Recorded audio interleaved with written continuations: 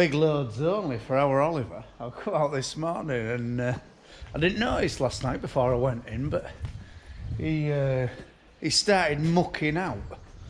And Christ, there was some mucking. There's been some muck in this yard. He's a load after load. It was about like, well, it was the height of the walls, and these are 5-foot walls. It was the height of the walls at that pillar. It was massive in the middle, so we're going to clear all the corner out and put the gates so we don't lose anything and use it for other stuff. Put all the gates together and do exactly the same last year, because it really worked, our new yard. You know, having a dividing middle, having the corner pens, so if you had one a little bit tricky to carve, you could deal with her. Only thing we are going to do next year is buy one of these carving gates. In fact, I aren't going to buy one of these carving gates. A mate of mine, a real good pal of mine, he's going to lend me one, and I'm going to copy it. He just said to our Oliver when he was working down there sorting some cattle, he'd said, "Oh, you lads could bloody make one of these in no time," so he's going to lend me it. Oh God, it's cold again. It was, I thought, last thing when I went out to see if that cow had calved, it was quite mild, but Christ almighty, now sun's come out, sun's coming up, it's very, very cold. So, yeah, muck grab, Christ almighty, we hadn't had a good muck grab for years. Our other one was all buckled up and bent and through using trees, and Christ, that's a mega muck grab, it really is. But it's no good for trees. It's a funny angle as the jaws come down. It'd be no good for trees. Our other one scoops trees up. That'll press down on them rather than scooping them. So we're going to rebuild our other one in winter for the tree job, so we don't end up buckling that up. But like I say, that would be no good. He's got a fair load on, hasn't he? And he's going down Main Road and all. It's all right, but plod sees you nowadays. That's unsafe load, isn't it? But anyway, don't have to go far. We've got 2 white pheasants. What are always in the yard? And there's a couple down at my dad's as well. It's as though white pheasants are becoming more popular than the normal coloured ones. Are they albinos? I don't know. They've got little red eyes.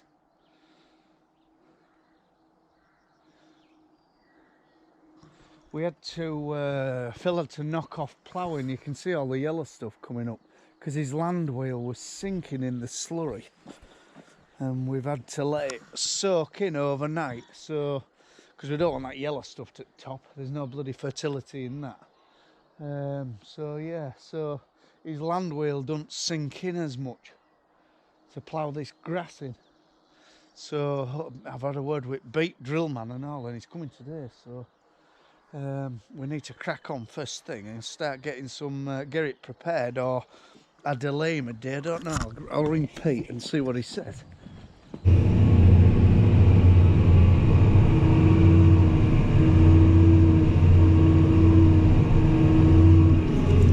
One man up bright and early. Jake's got one more field to do this spring, and then that's his job over. We've got a 10-acre over bridge there, just on left hand side where he's off in with maize, and then we're done for this season. Gone well, but very dry. I'll keep going on about how dry it is, but it is very, very dry. But yeah, this working this bit up because Beet drill man's on his way as we speak, I think. So I'm going to rip it up.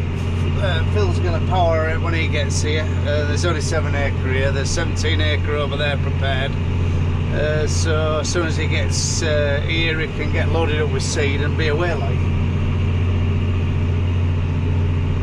It's actually, the muck's incorporated really well because we put a lot of muck on, and it was in back of my mind that whether it needs to be ploughed.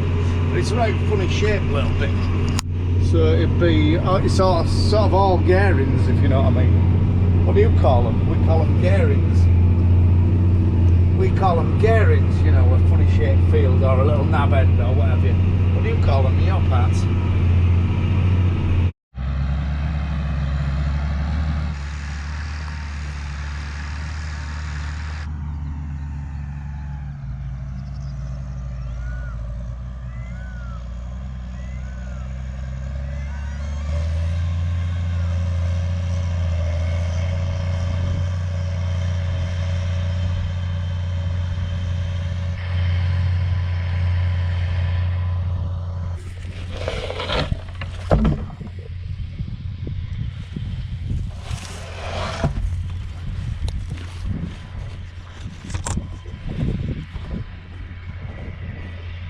Phil's just taken over from me. I have to go. I forgot my phone this morning and drill man will be ringing me. So just walking across this spring barley, what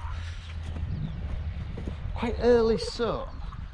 And it was a false seed bed at back end, and which greened up with quite a lot of back blackgrass. We drilled into such as that, and we thought, I don't know, if it come wet on it, it could have been the wrong thing to do. But it's been perfect because we've drilled it into moisture, and it's gorod, and I don't know, it'll suffer better in a droughty time. But that's the Vardestad. That's the Vardestad I'm selling. That's what type of job it does. That's straight into like a false overwintered seed bed. I'll miss old girl, to be honest, because it has been a brilliant drill for us. Fantastic. But we've got a system disc now, and I'm hoping system disc and the new metering system and the electrics and all that sort of makes drilling a lot easier for setting the drill up on one thing or another. Yeah, we've got a lot of spring barley what looks like this. You know, it's brilliant, isn't it? Absolutely brilliant. He's had a bung spout right up roadside though, and for 2 fields, a whole field there and a whole field there, 40 acre one bung spout. Anyway, not to worry, won't make any difference, will it? But yeah, very pleased.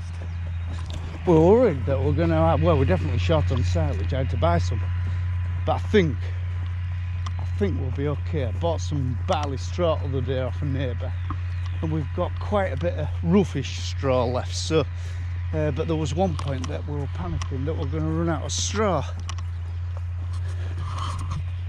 Grass, bloody grass. In fact, treated myself this week mentioning grass. You'll see when it comes. Or treated ourselves. Treat Phil. Gives you any clues?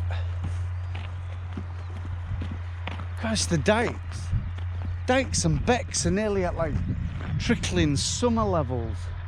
You know, the water table's really gone down. But this is the Westerwold grass, which I'm a big fan of. I was talking to an Irish kid the other day and he didn't rate the bloody stuff, but I think feed quality of it is really good. And how it bloody grows. Christ, we'll soon be having a cut of this. Look. There's grass galore, look. I mean, it's nowhere near having a cut. Yeah, it wants to be up here. But I'll tell you what, we'll get some warm weather, warm nights, it soon will be up there. Oh, piss wet through.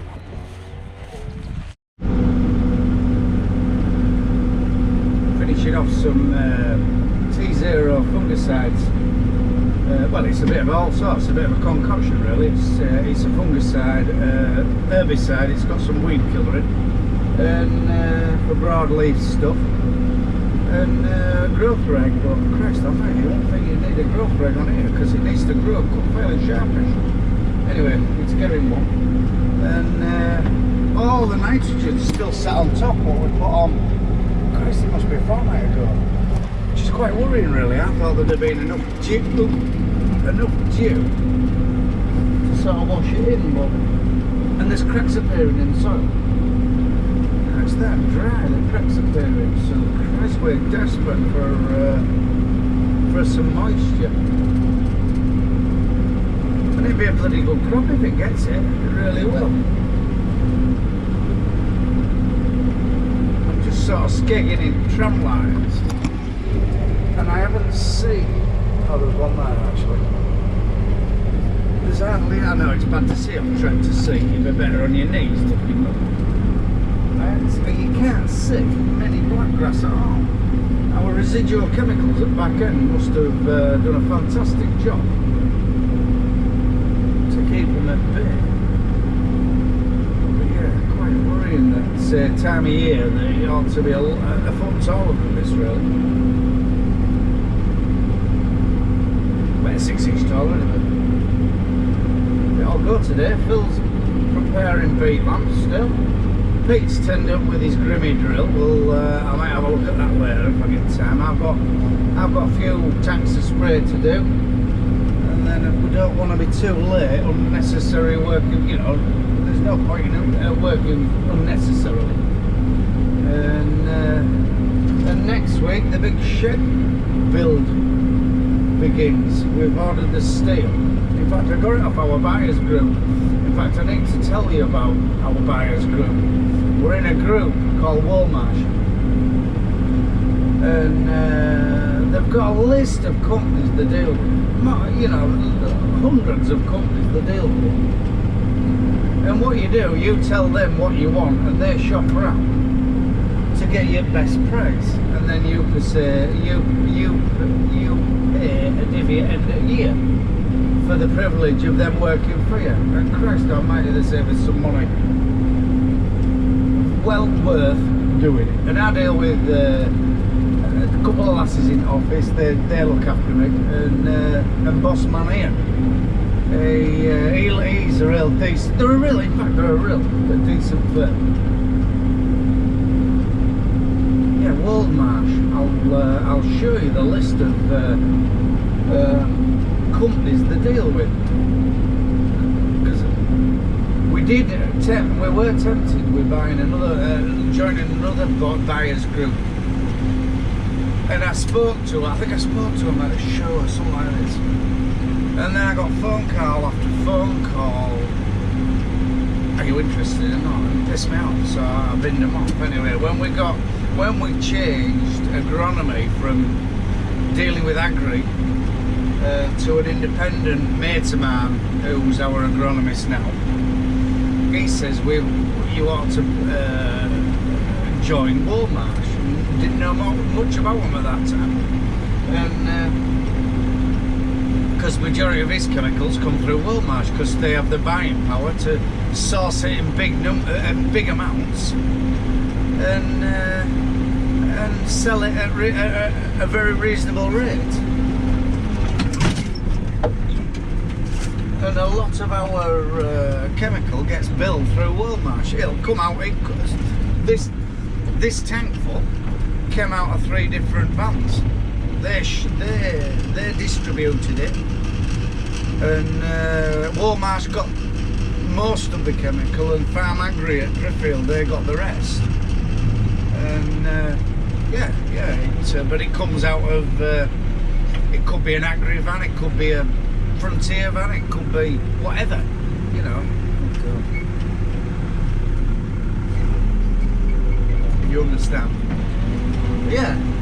Woolmarsh, Lincolnshire based, but that don't matter. I mean, they deal with farmers all over the country, and yeah, very, very good firm.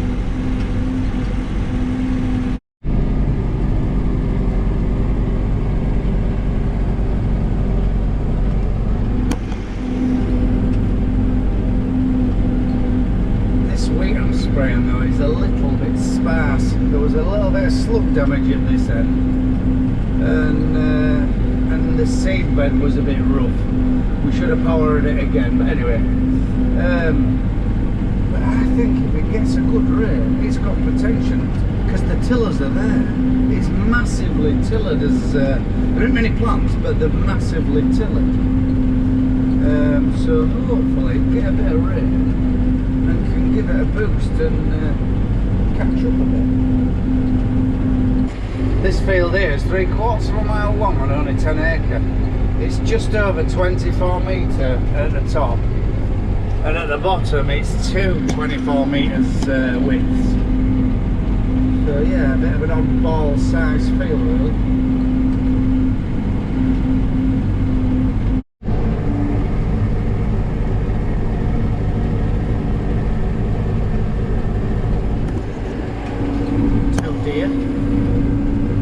Deer grazing at the end at field there. But this field, that line of trees there is our local. There's our local canal, Plowing Canal. Bit of a beauty spot. A lot of people walk down it.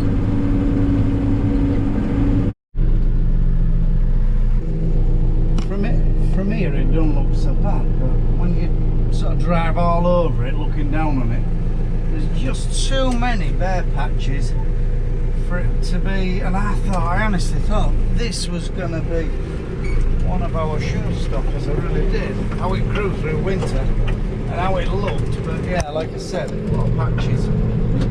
Spring barley next door looks fantastic as well. I really has made a cracking job of drilling this time, and that bloody Vadestad has gone, has really put the seed in the ground.